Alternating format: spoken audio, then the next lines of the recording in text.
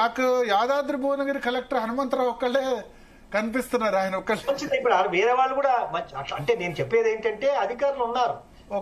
10th class student ఇంటికి వెళ్ళి ఆయన మార్నింగ్ నిద్ర లేపి చదువుకుంటాం ఏందని అడిగారు. అట్లా ప్రొయాక్టివ్ ఉన్న వాళ్ళు ఉన్నారు. అట్లీస్ట్ అంటే మీడియాలో కవరేజ్ వస్తుంది, పాపులర్ అవుతా అని అట్లా ఆలోచించే వాళ్ళు కూడా లక్ష్యం వహిస్తే చర్యలు తప్పవన్నారు జిల్లా కలెక్టర్ హనుమంతరావు. భువనగిరి జిల్లా ప్రభుత్వ ఆసుపత్రిని ఆయన ఆకస్మికంగా తనిఖీ చేశారు. గతంలో డాక్టర్లకు హెచ్చరికలు జారీ చేసినా ఎలాంటి మార్పు రాలేదని ఆగ్రహం వ్యక్తం చేశారు. ఇక మంగళవారం రోజున వైద్యులతో ప్రత్యేక సమావేశం నిర్వహించున్నట్లు తెలిపారు కలెక్టర్.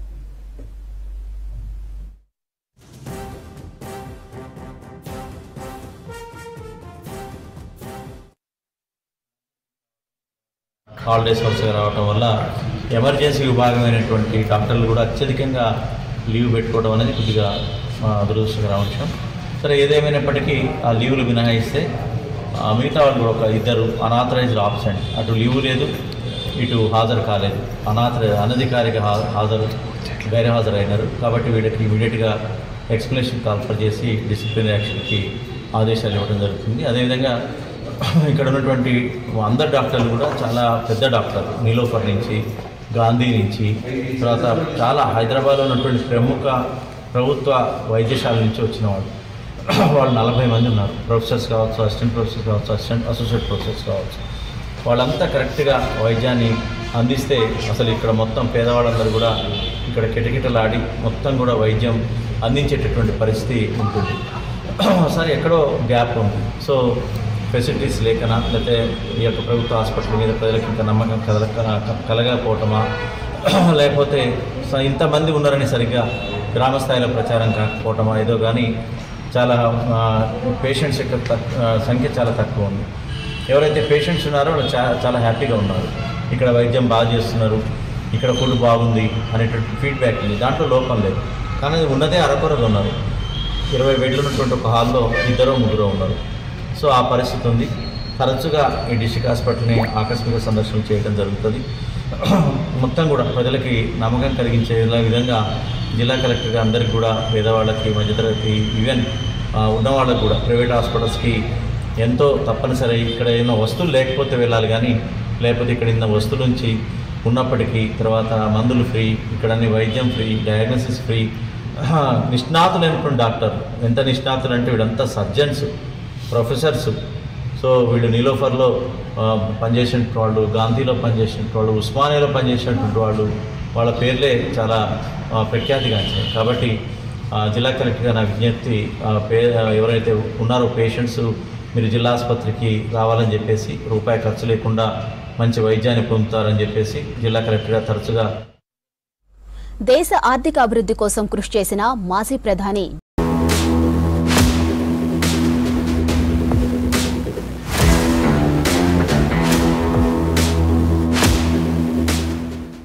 యాదాద్రి భువనగిరి జిల్లా కలెక్టర్ హనుమంతరావు తనదైన ముద్ర వేసుకుంటుందని చెప్పవచ్చు. యాదాద్రి జిల్లా కలెక్టర్గా వచ్చినప్పటి నుంచి కూడా విద్య, వైద్య, సంక్షేమం సంబంధించి అన్నిటిపైన తనదైన ముద్ర వేసుకుంటున్నాడు. ఎందుకంటే ఉదయం నుంచి సాయంత్రం వరకు కూడా నిరంతరం పనిచేస్తూ అధికారుల పైన కూడా కొన్ని చర్యలు అయితే చేపట్టడం జరిగింది. అందులో ముఖ్యంగా విద్యా సంబంధించి హాస్టల్సే కావచ్చు, అదేవిధంగా స్కూల్సే కావచ్చు, ఇవన్నీ కూడా ఆకస్మికంగా తనిఖీ చేసిన పరిస్థితి. సీరియస్ ఇష్యూ ఉన్నప్పుడు వారిని సస్పెండ్ చేస్తున్నాడు, ఏమైనా అవకతవకలు జరిగినప్పుడు వారికి షోకాజ్ నోటీసులు ఇచ్చిన పరిస్థితి అని చెప్పవచ్చు. అదేవిధంగా వైద్యానికి సంబంధించి హాస్పిటల్స్ తిరుగుతున్నాడు, వివిధ ప్రాథమిక ఆరోగ్య కేంద్రాలు తిరుగుతున్నాడు. ఇక్కడ ఉన్నటువంటి గవర్నమెంట్ ఆరోగ్య కేంద్రాన్ని, ఏరియా హాస్పిటల్ను సందర్శించాడు. అందులో ఎవరైతే నిర్లక్ష్యం వహించిందో వారిని కూడా ల్యాబ్ టెక్నీషియన్ కూడా సస్పెండ్ చేసిన పరిస్థితి అని చెప్పవచ్చు. అలాగే కలెక్టర్ 8:50 గూగుల్ మీట్ లోనే వైద్య సంబంధించి డాక్టర్లతో కూడా గూగుల్ మీట్ అనే కార్యక్రమాన్ని కూడా ఏర్పాటు చేసిన సందర్భం చెప్పవచ్చు. విద్యకు సంబంధించి ప్రాథమిక పాఠశాల కావచ్చు, జిల్లా పరిషత్ పాఠశాల కావచ్చు, అదేవిధంగా సోషల్ వెల్ఫేర్ హాస్టల్ కావచ్చు, ఎస్సీ ఎస్టీ మైనార్టీ హాస్టళ్లను సందర్శిస్తున్నాడు. గురుకుల పాఠశాల సంబంధించి భువనగిరిలో 2 రోజులు అంటే డే బై డే ఎంబడే సందర్శించి అక్కడ నిర్లక్ష్యం వహించినటువంటి ఫుడ్ టేకర్లు కూడా చర్యలు తీసుకున్నటువంటి పరిస్థితి, ప్రిన్సిపల్ కూడా షోకాజ్ నోటీసులు ఇచ్చినటువంటి పరిస్థితి చెప్పవచ్చు. అదే విధంగా యాదాద్రి కలెక్టరేట్ లో పనిచేసి ఉద్యోగులందరూ కూడా సమయ పాలన పాటించాలని చెప్పి మరీ చెప్పినటువంటి సందర్భం చెప్పవచ్చు. ఉదయం 9 గంటల నుంచి ఖచ్చితంగా సాయంత్రం సాధ్యమైనంత వరకు విధులు నిర్వర్తించాలి, ఎట్టి పరిస్థితుల్లో విధుల్లో నిర్లక్ష్యం వహిస్తే కఠిన చర్యలు తప్పవని చెప్పి హెచ్చరికలు ఇస్తున్న సందర్భం చెప్పవచ్చు. అదేవిధంగా సోమవారం జరిగే గ్రీవెన్స్ డేలో ఖచ్చితంగా ప్రతి అధికారి పాల్గొనాలని చెప్పి వారికి కూడా జీవో ఇష్యూ చేసినట్టు పరిస్థితి అని చెప్పవచ్చు. కాబట్టి నిజంగా మరి యాదాద్రి కలెక్టర్ హనుమంతరావు అయితే ఇక్కడి నుంచి బయలుదేరితే ఎక్కడికి పోతుందో కూడా కనీసము అక్కడ ఉన్న వాళ్ళ సిబ్బంది కూడా చెప్పలేనటువంటి పరిస్థితి అని చెప్పవచ్చు. ఆ రోడ్డు ఎక్కితే ఎటు పోతుందో కూడా తెలియని పరిస్థితి. ఆకస్మికంగా తనిఖీలు మాత్రము నిజంగా చాలా పెద్ద ఎత్తున చేస్తున్న పరిస్థితి అని చెప్పవచ్చు. మొట్టమొదటిగా విద్య సంబంధించి, వైద్యానికి సంబంధించి, సంక్షేమం సంబంధించి వాటిపైనే దృష్టి పెట్టాడు. ఎందుకంటే ప్రతి విద్యార్థికి విద్యను అభ్యసించాలి, ప్రతి విద్యార్థిని చాలా బ్రహ్మాండంగా చూసుకోవాలనే ప్రభుత్వ లక్ష్యంతో ఏ విధంగా ఉందో దాని ప్రకారమే ఖచ్చితంగా ప్రతి హాస్టల్స్ లో ప్రతి విద్యాలయాల్లో విద్యార్థులకు సంబంధించి కావచ్చు, అదే విధంగా గురుకుల పాఠశాల కావచ్చు, సాంఘిక సంక్షేమ హాస్టల్ కావచ్చు, ఎస్సీ ఎస్టీ మైనార్టీ హాస్టల్ కావచ్చు, ఇవన్నీ కూడా సక్రమంగా ఉండాలని చెప్పినటువంటి సందర్భం చెప్పవచ్చు. అదే విధంగా సర్వేలో సంస్థ నారాయణపూల్ గురుకుల హాస్టల్లో కూడా బస చేసేటువంటి పరిస్థితి కలెక్టర్. దాని తదనంతరం సర్వేలో మొన్న ఒక చిన్న సంఘటన జరిగితే విద్యార్థి మీద పడినటువంటి జావా సంబంధించి పడ్డప్పుడు దానికి ప్రిన్సిపల్ ని కూడా సస్పెండ్ చేసిన పరిస్థితి. ఇక్కడ నిర్లక్ష్యం వహించినా కూడా ఊరుకునే ప్రసక్తి లేదని చెప్తూ షోకాజ్ నోటీసులు ఇవ్వడం కానీ సస్పెండ్ చేయడం అయితే జరుగుతుంది. నిజంగా తనదైన ముద్ర వేసుకుంటారని చెప్పవచ్చు. యాదాద్రి జిల్లాలో అయితే పెద్ద చర్చ జరుగుతుంది. కలెక్టర్ హనుమంతరావు మాత్రం నిజంగా అద్భుతంగా పనిచేస్తున్నాడు. ఈ ఆకస్మిక తనిఖీల వల్ల ఉద్యోగస్తుల్లో భయం నెలకొంది. ప్రతి వ్యక్తి కూడా సమయానికి వస్తున్నారని చెప్పి, ఎందుకంటే హైదరాబాద్ కు కూతవేటు దూరంలో ఉన్నటువంటి ఈ యాదాద్రి కలెక్టరేట్ ఆఫీస్ కు హైదరాబాద్ నుంచి ఇక్కడ వచ్చిపోతూ ఉంటారు. కాబట్టి ఉద్యోగస్తులు వారి ఖచ్చితంగా సమయ పాలన పాటించాలనే ఉద్దేశంతో ఖచ్చితంగా 9 గంటలకే రావాలి, సాయంత్రం 5 గంటలకే పనిచేయాలని చెప్పినటువంటి నిబంధన అయితే ఖచ్చితంగా ఉంది. కాబట్టి మనం చూస్తున్నాం నిజంగా ఇక్కడ శనివారం కావస్తుంది, చాలా మంది కూడా వివిధ పనుల మీద కలెక్టర్ ఆఫీస్ కు రావడం జరుగుతుంది. వారందరికీ కూడా ఏ శాఖలో కావాల్సిన పనులు ఆ శాఖలో ఖచ్చితంగా చేయాలి, వారికి సమస్యలు సాల్వ్ చేయాలని చెప్పి కలెక్టర్ అయితే వివిధ శాఖలకైతే ఆర్డర్ ఇచ్చినటువంటి పరిస్థితి చెప్పవచ్చు. ప్రతి శాఖలో ఉన్నటువంటి ప్రతి అధికారి కూడా ఉండాలి, ఖచ్చితంగా దానికి సంబంధించిన అధికారి మాత్రం ఎట్టి పరిస్థితుల్లో ఉండాలి, వారికి ఖచ్చితంగా ఆన్సర్ చేయాలి, వారి సమస్యను పరిష్కరించాలని చెప్పి కలెక్టర్ అయితే ప్రతిసారి ప్రతి మీటింగ్ లో కూడా అదే చెప్పినటువంటి సందర్భం చెప్పవచ్చు. మొట్టమొదటిగా విద్య కావచ్చు, వైద్యం కావచ్చు, సంక్షేమం కావచ్చు, అగ్రికల్చర్ కావచ్చు, అన్ని శాఖల అతను సమీక్షలు నిర్వహిస్తున్నాడు. ప్రతి అధికారిని అతను గుప్పిట్లో పెట్టుకున్నాడు. ప్రతి అధికారి ఖచ్చితంగా పనిచేయాలని చెప్పిన సందర్భం చెప్పవచ్చు. మరి అదే విధంగా మీడియా కూడా మంచి సమాచారం ఇచ్చినటువంటి సందర్భం చెప్పవచ్చు, డిపిఆర్ఓ ద్వారా కావచ్చు. మరి కాబట్టి ఇక్కడ యాదాద్రి కలెక్టర్ మాత్రం అద్భుత పనితీరు కనబరుస్తుందని చెప్పడంలో అత్యక్తి ఏమాత్రం లేదని చెప్పవచ్చు. సుమన్ టీవీ పక్షాన కూడా మనం ఎన్నో కథనాలు ఇస్తున్నాము, సంక్షేమ హాస్టల్ తిరిగినప్పుడు మనం కథనాలు ఇస్తున్నాము. అదే విధంగా అగ్రికల్చర్ బాడి పంట అప్పుడు ధాన్యం కొనుగోలుకు సంబంధించి కూడా ఆ సందర్భంలో విపరీతమైనటువంటి ఆకస్మిక తనిఖీలు చేస్తున్న పరిస్థితి. ఎక్కడైతే ధాన్యం కొనుగోలు అవకతవకలు జరిగిన ఆ సందర్భంలో అక్కడ కూడా కొంతమందికి షోకాజ్ నోటీస్ ఇచ్చేటువంటి పరిస్థితి అని చెప్పవచ్చు.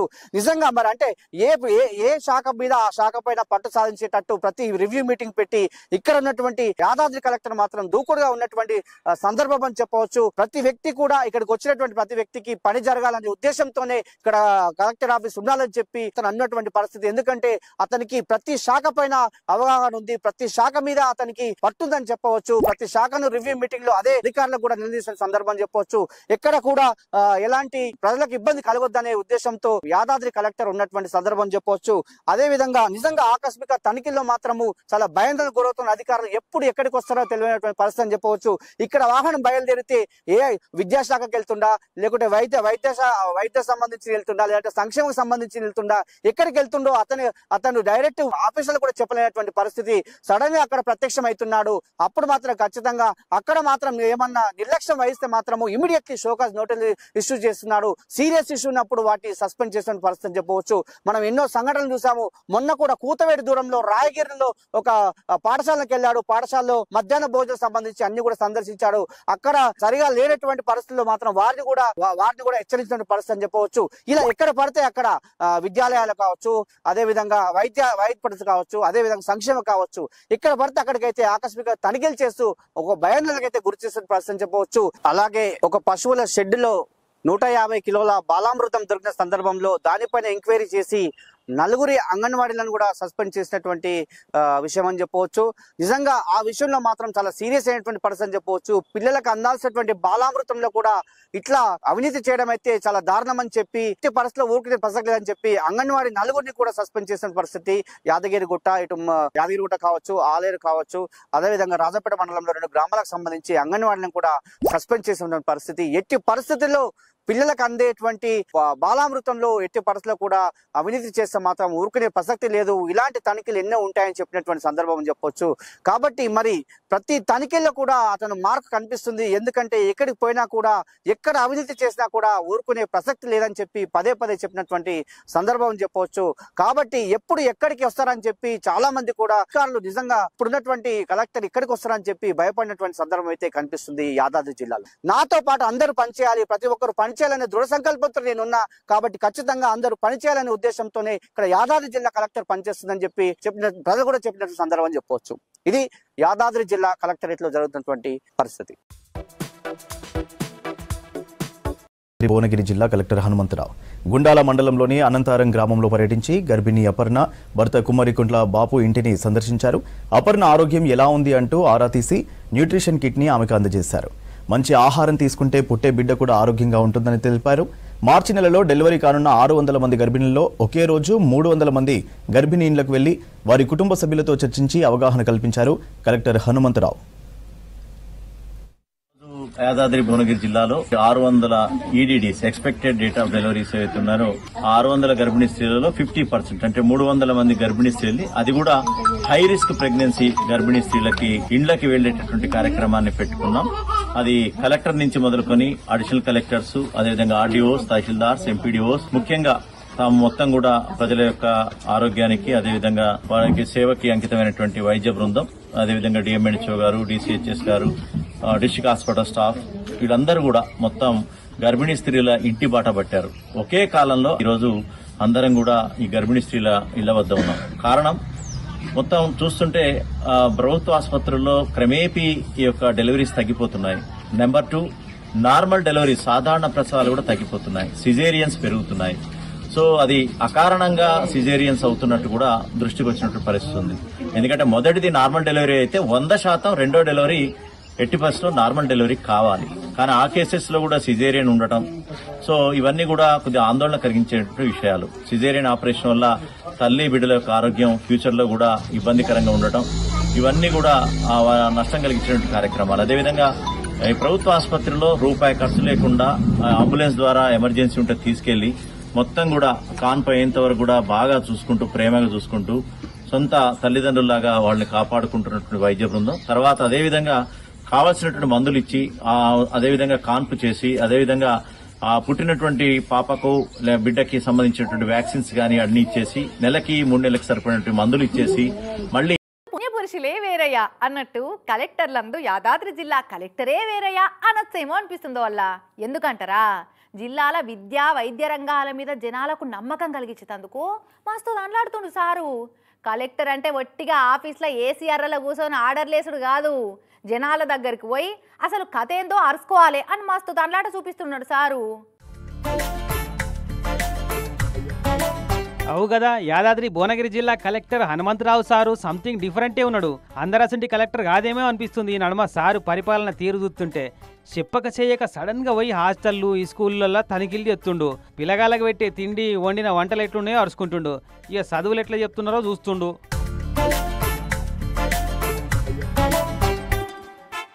మొన్నటికి మొన్న అయితే ఓ పారి మబ్బుల్నే జిల్లాలున్న ఓ 10వ తరగతి పిల్లగాని ఇంటికి పోయి టక్క టక్క తలుపులు కొట్టి ఆ పిల్లగాని లేపి కుర్చీలో కూసబెట్టి మంచి చెడ్డలు అరుచుకొని మంచిగా చదువు బిడ్డ అని జేబులకెళ్ళి సొంత పైసలు ఓ 5,000 రూపాయలు చేతిలో పెట్టి నీ 10వ తరగతి పరీక్షలు పూర్తయ్యేదాకా ఇట్లనే పైసలు ఇస్తా నేను అని భరోసా ఇచ్చిండా.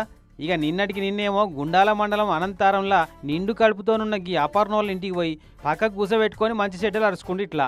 చాలా వరకు రిస్కీ ప్రెగ్నెన్సీ ఎందుకైతుంది, ఆపరేషన్లకి నార్మల్ డెలివరీ కావాల్సినవి కూడా దేనికంటే అధిక శాతం దీనివల్ల హిమోగ్లోబిన్ పర్సెంటేజ్ తక్కువ ఉంటామని వస్తుంది. అది తినే పదార్థాల్లో కొద్ది మార్పిడి చేస్తే అయిపోతుంది. టైంకు తింటున్నావా, అంగన్వాడీలు మంచి తిండి పెడుతున్నారా, చిక్కటి పాలే పోతున్నారా, ఆకుకూరలు తింటున్నావా, గోంగూర తింటున్నావా అనిట అరుచుకుండు. ఆకుకూరలు తినటం తెలుసుగా, నువ్వే చెప్పాం ఏం తినాలి చదువుకున్నావు. ఆకుకూరల్లో కూడా గోంగూర, మీ గోంగూర అంటారా? ఇక్కడ ఏమంటారు?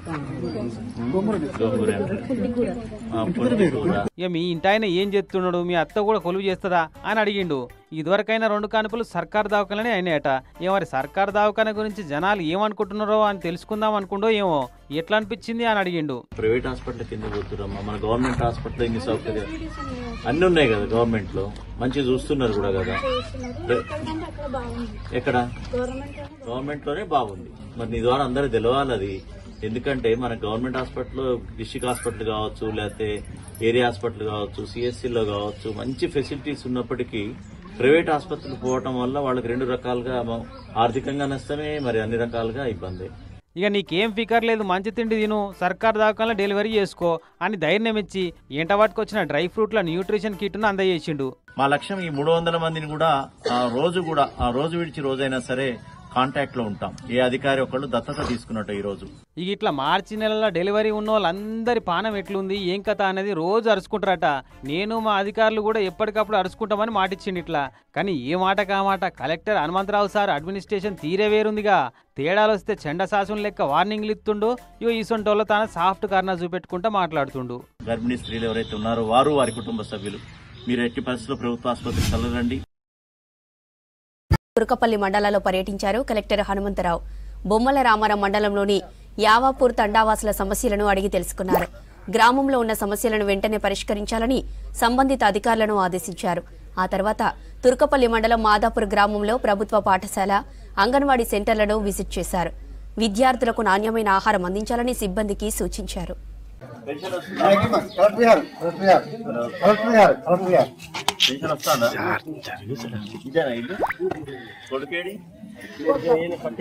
బంగ్లాలు వేసినాయి మరి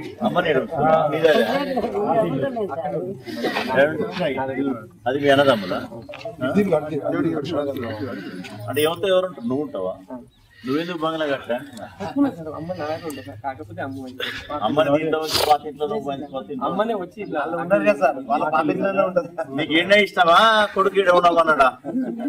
జమిడి ఏ పేరు? బుచ్చమ్మ. బుచ్చమ్మ అనే పేరు తక్కువ ఉంటారు. బుచ్చమ్మ నువ్వే ఉంటున్నావా? నీ కొడుకు ఉండవు అన్నాడా? పాతింట్లో కొడుకింటి కాడనే ఉంటున్నా. ఇది ఎవరిది మరి? మరి ఇది మొత్తం తాడిపత్రిక పేరు కురుస్తుందా? మరి మొన్న పెట్టిరా ఏమన్నా?